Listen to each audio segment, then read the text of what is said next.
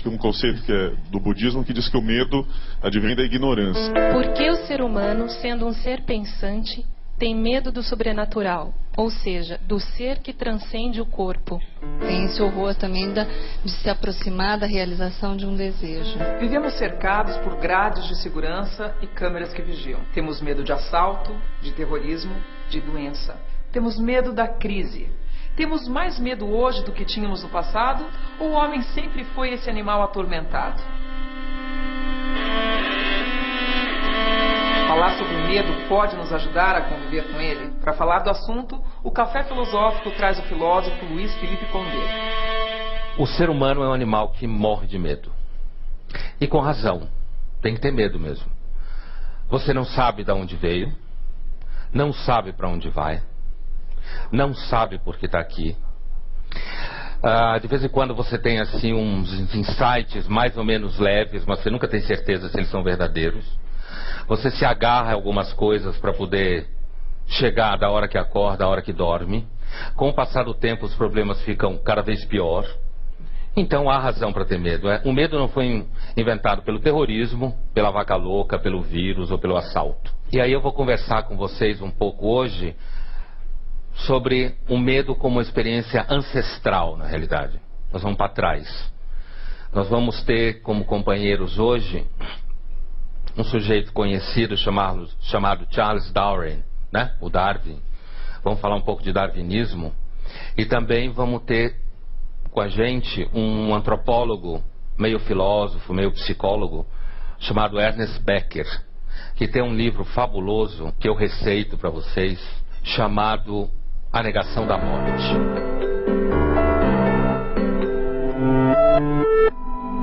Vou trabalhar com vocês duas imagens.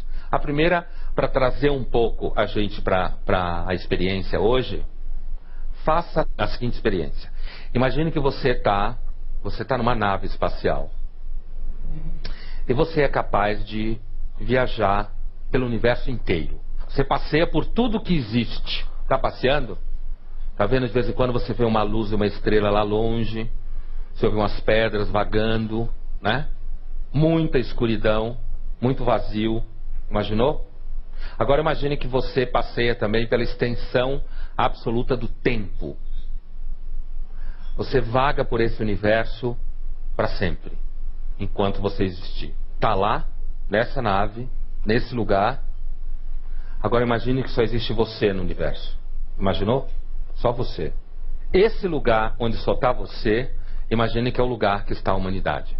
Agora focalize o planeta Terra. Imagina uma cena, você vai fechando a câmera, costa da África, certo?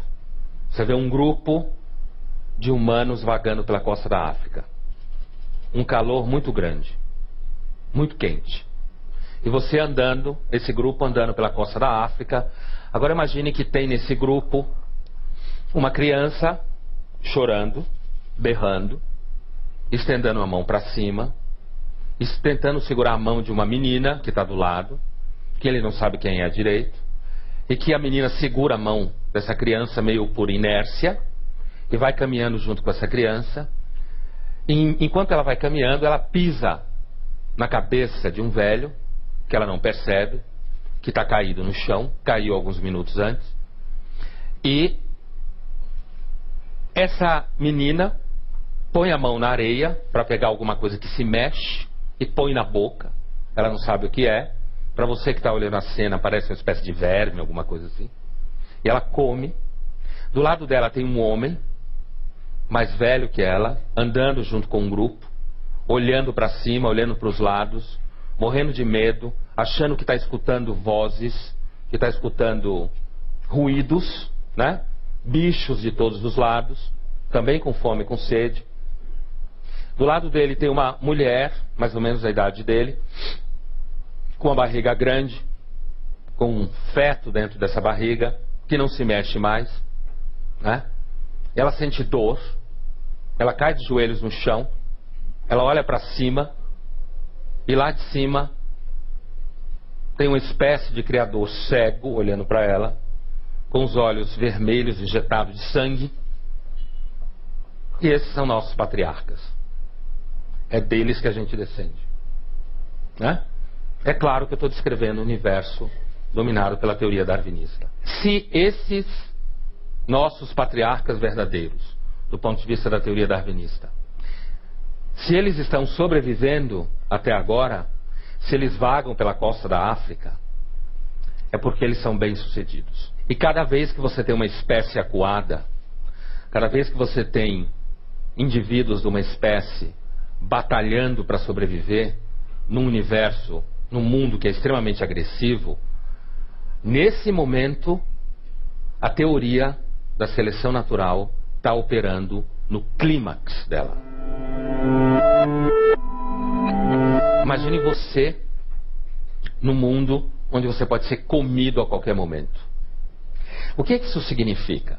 Significa que uma das experiências mais marcantes que a gente deve ter tido e que hoje, até hoje, está presente para nós, é a experiência que a gente faz parte da cadeia alimentar. A cultura, ela é inteiramente construída em cima da possibilidade de que a gente não saiba disso. Não lembre disso. Isso é sério.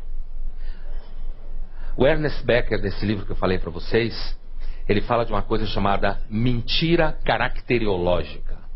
A ideia dele basicamente é a seguinte: ele se inspira aqui no Freud e no Otto Rank, e no conceito de repressão. Ele diz assim: olha, a gente deve gastar energias psíquicas monstruosas para a gente conseguir viver a cada dia não sendo atormentado pela consciência que a gente tem de que a qualquer momento pode dar errado.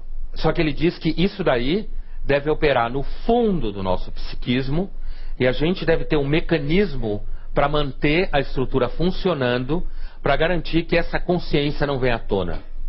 Porque se essa consciência vier à tona, a demanda de sobrevivência que você tem, provavelmente você não vai conseguir fazer frente a essa demanda de sobrevivência.